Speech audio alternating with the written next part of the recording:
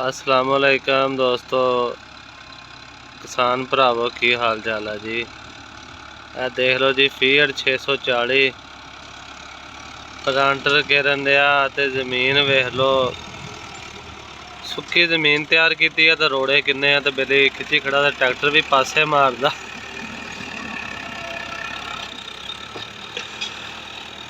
और मिट्टी भी पैंदी है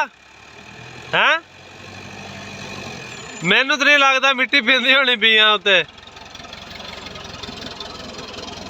चेक कर लो सिटदा प्लांटर यार ने तुर पिया ट्रैक्टर फिर ते गेड़ वेलो थोड़े सामने बनदी किदां दी पई है। देख लो जी किड्डे किड्डे वड्डे रोड़े आ। सुक्की जमीन पट्टी सी ते रोड़ियां दे विच वेली उवें प्लांटर खिंची जांदा ते कहंदा मिट्टी पई जांदी है। ऐसे उम्मीद तो है कि मिट्टी पई जांदी होनी है।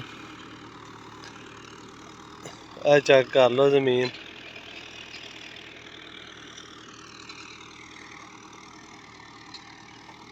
अज डेट हैगी जी 15 मई ते कपाह की बिजाई जिहड़ी है जोरां शोरां नाल साडे इलाके च हो रही है, बल्कि ज़्यादातर होगी, थोड़ी बहुती रह गई है।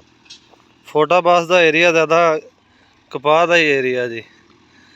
कपास ते गंदम इत्थे होंदी, मकई वगैरह या झोना वगैरह इत्थे कोई शै नहीं होंदी।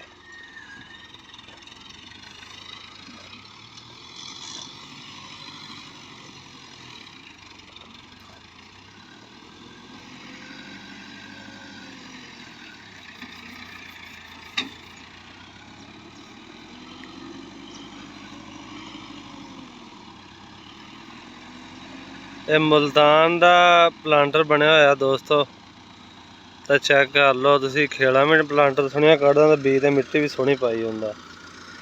जर्मीनेशन प्लांटर की बहुत अच्छी है। तो बाकी ड्राइवर भाई नूं पुछदे आ। उरे आ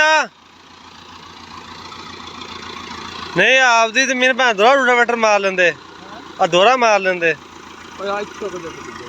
उस दोहरा मार देना सी। हाँ ट्रैक्टर है करदा ही वो तो फिर दूजी जवाब चल खिच फिर।